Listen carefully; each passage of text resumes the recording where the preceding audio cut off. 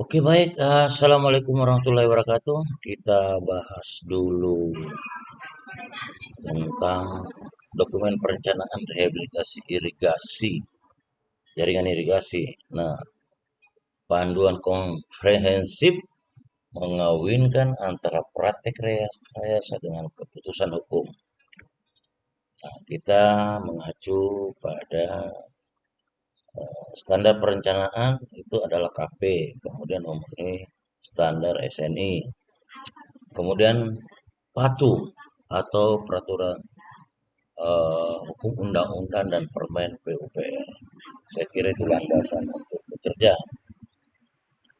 Dan selanjutnya, nah kita menganalogkan bahwa kegiatan kita ini mentransformasi fakta lapangan menjadi dokumen legal konstruksi. Nah, perencanaan rehabilitasi ini bukan sekedar menggambar saluran, tapi ini adalah proses sistematis berbasis data teknis yang harus mengikat realitas fisik di lapangan. Dengan landasan hukum yang berlaku di Indonesia, nah kegagalan memadukan keduanya akan berujung pada kegagalan proyek.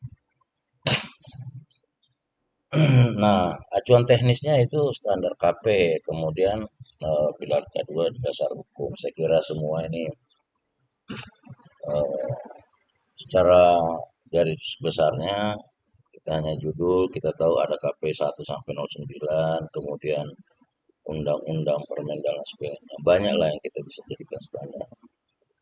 Nah, kemudian selanjutnya kita melangkah di eh, pilar pertama itu atau langkah pertama, kita lakukan identifikasi dan inventarisasi awal. Tujuannya apa? Untuk mengetahui kondisi awal dan tingkat kerusakan existing. Tindakan pendataan jaringan, saluran, bangunan, pintu air, dan semuanya termasuk bendung. Kemudian kita lakukan pengukuran kondisi. Itu ya mungkin dengan pakai GPS, kemudian ya alat ukur sederhana. Tetapi yang terpenting adalah dokumentasi wajib. Ada foto, kemudian jelas geotagging pada foto tersebut. Ada sketsa. Nah, dasar hukumnya kita ada. Sekira ada samping Permen 12 2015, kemudian KP, kemudian mandat hukum dan lain sebagainya. Ini kalau ada tanggapan atau sanksi atau koreksi silakan. Ini terbuka. Kita tidak terbatas karena apa yang kami lakukan berdasarkan apa yang kami eh, pelajari gitu loh. Supaya kita terarah di dalam melakukan perencanaan. Karena kami melihat ini sudah mulai agak gimana ya, dan sebenarnya dari awal kami yakin ini Metana adalah perencanaan yang sangat profesional, kemudian juga tim teknisnya yang sudah di siapa sih yang tidak tahu apa namanya, yang perusahaan yang bergerak di irigasi nih di Nippon Koi, saya kira itu top di Indonesia yang tidak perlu diragukan itu. Namun saya melihat ini ada langkah yang mulai menggeser, entah faktor apa, tapi kami tetap positive thinking dan kami mencoba meluruskan alur yang semestinya. Ini adalah satu pedoman walaupun kita fleksibel juga di lapangan, tidak sekaku apa yang kita lihat, tetapi kita tidak bisa me, apa, melanggar dari apa menjadi ketentuan yang ada yang sudah dibuat oleh pemerintah melalui undang-undang, permen, kemudian standar teknis. Dan yang bertanda tangan ini perlu kita tahu, bos-bos kita di PU sana, bos irigasi. Yang kita pahami penyusunnya itu kalau kita baca, luar biasa. baik pengalaman maupun pengetahuan maupun titel, dan kita lihat semuanya ya hampir kepala botak lah semua ya. Artinya kita yakin apa yang mereka keluarkan dengan standar-standar yang ada itu eh, sangat bermanfaat untuk kita pedoman ini sehingga langkah kita terarah gitu. Selanjutnya di yang kedua survei teknis, ada topografi, ada alat dan lain sebagainya. Nah kemudian ini juga saya kira standar acuan teknisnya ada. Yang perlu juga kami tekankan di sini, ini kan adalah satu langkah, tapi ada hal-hal sebelum kita melangkah di sini yang kita harus lakukan. Nah, pertanyaannya begini, pertanyaan sederhananya, Anda mengukur bagaimana saya mau yakin kalau tidak tahu alatnya itu adalah baik, layak, dan sebagainya. Nah, kunci utama dari pengukuran itu alat yang memang akurat, presisi, dan sebagainya. Tetapi dalam bernegara di Indonesia itu menyatakan bahwa seakurat apapun, kalau tidak dilandasi dengan eh, legalitas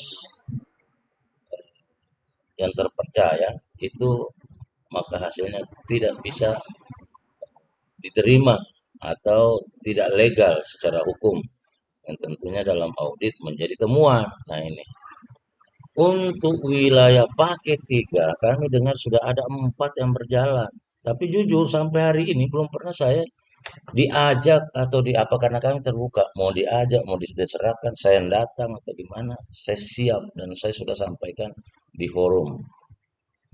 Eh, kita minimalkan namanya saya memeriksa itu membutuhkan waktu. Walaupun saya memeriksa, tapi dalam artian saya memeriksa, saya yang datang, Anda yang datang, atau sama-sama datang itu kan saya siap-siap. Tapi sampai hari ini jujur belum pernah lihat pun alatnya, belum pernah. Gimana saya mau yakin hasil anunya, apa namanya, hasil surveinya. Sementara ya secara hukum lewat SDA kami juga dibayar untuk mengontrol. Tidak sedikit loh bayarannya. Begitu juga tim survei yang ada di kontraktor, saya malah kaget luar biasa, hampir sama pembayarannya kami bekerja selama 28 bulan dengan perencanaan eh, tim perencanaannya kontraktor bayarannya hampir sama, tapi bukan dari sisi bayaran, tetapi itu adalah korelasi terhadap eh, produk output. Tentu kan output bagus ketika ya prosedur apa proses yang benar, yang bagus, dan tentu sangat qualified. Kalau saya lihat angkanya, ya alat baru pun dipakai semua di lapangan itu, saya kira tenaga seahli-ahlinya seperti yang diajukan itu pun saya kira sangat rasional. Nah, yang terjadi sekarang, minta maaf, belum pernah saya lihat alat ukur. Dan kami selalu koordinasi bahwasanya ada GPS, ada drone khusus pemetaan, dan lain sebagainya. Dan memang layak, saya kira layak. Artinya kan kita tahu yang namanya anggaran. Semoga ya tetap berbanding sesuai harga dengan produk. Ya itu sekedar apa namanya, sekedar basa-basi, tapi perlu menjadi perhatian. Jadi minta tolong apapun yang memerlukan di eh, approval oleh konsultan, marilah kita bareng-bareng. Kami tidak kemanapun, yang penting disampaikan. Nah seperti alat, tolonglah. Masa saya tidak pernah lihat alatnya, hasil ukurnya sudah ada, kan lucu. Dan saya melihat saja dari siapa yang turun, anggaran yang ada, saya kira ya aku meyakinkan. Malah saya berpikir ini kami tidak perlu repot-repot lagi. Nah, saya kira itu ya. Nah, kita melangkah ke eh, pasar rekayasa dan data mentah menjadi desain konstruksi. Nah, ini kan satu analisa juga yang eh, apa namanya melangkah ke yang keempat itu data topografi dan analisis hidrologi juga ini sangat penting dengan rumus-rumus yang ada ini kan menyangkut masalah kebutuhan debit air dan lain sebagainya.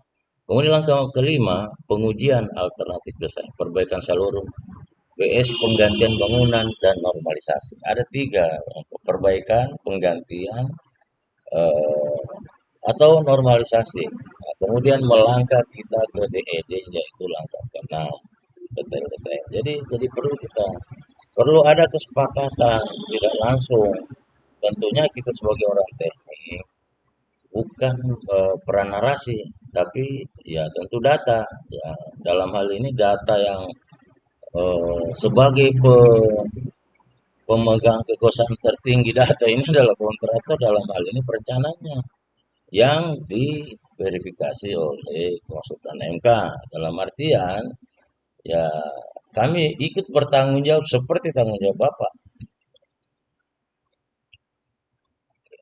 Lanjut kita di langkah keempat, analisis hidrologi dan kebutuhan air. Nah, acuan teknisnya ada KP01, KP02, KP Irrigation, kemudian undang-undang. Jelas semua perhitungan debit andalan dan lain sebagainya.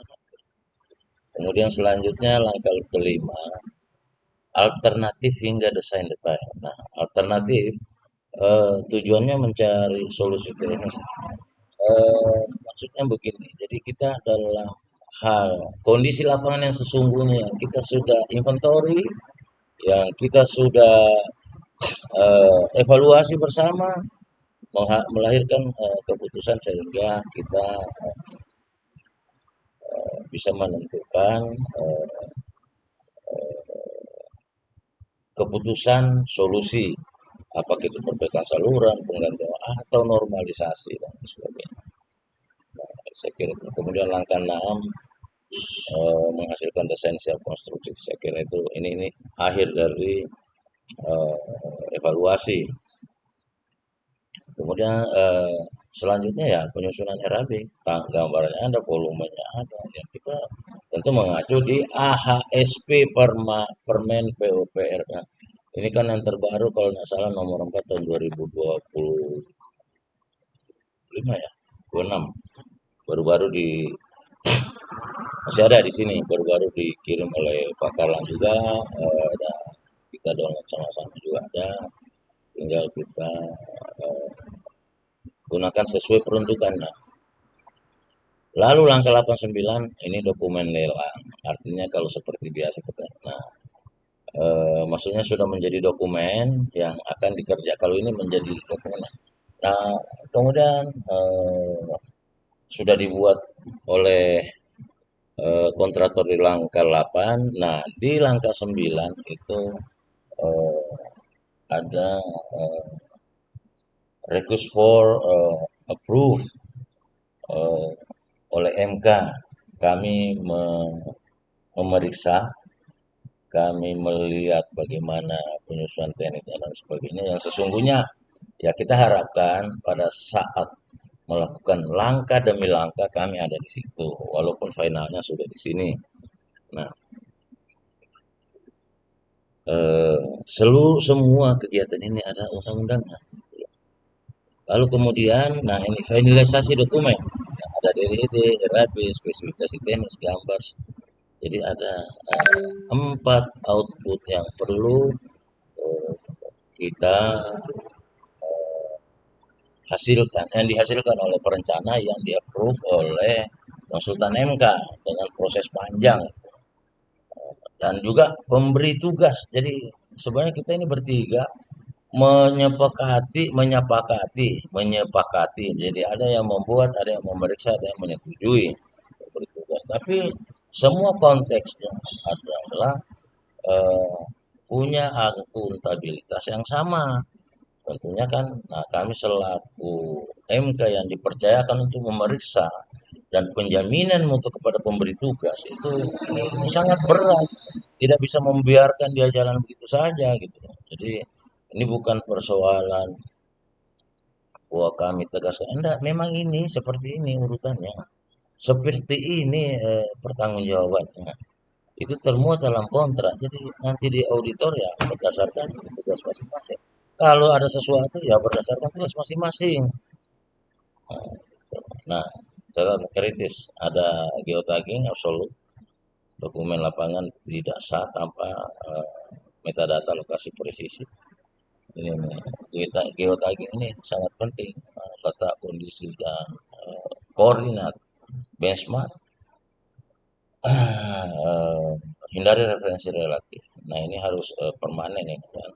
Kemudian validasi koordinator seluruh gambar desain harus terkalibrasi dengan sistem koordinat global. Nah, penampang kritis wajib menyediakan detail cross section. Gitu. Inilah yang kita setuju bersama. Yang kita harapkan produk kita fondasi tata usaha irigasi Indonesia. Ada standar KP, ada eh, perencanaan irigasi metodologi Indonesia, ada SNI, ada undang-undang SDA dan Permen PU. Itu kalau dikolaborasi tiga ini menghasilkan keberhasilan proyek rehabilitasi. Nah, kemudian perencanaan rehabilitasi irigasi bukan sekedar estimasi, ia adalah ilmu pasti yang diikat oleh hukum negara. Mengabaikan salah satu pilar berarti merencanakan kegagalan. Terima kasih. Assalamualaikum warahmatullahi wabarakatuh. Salam hormat.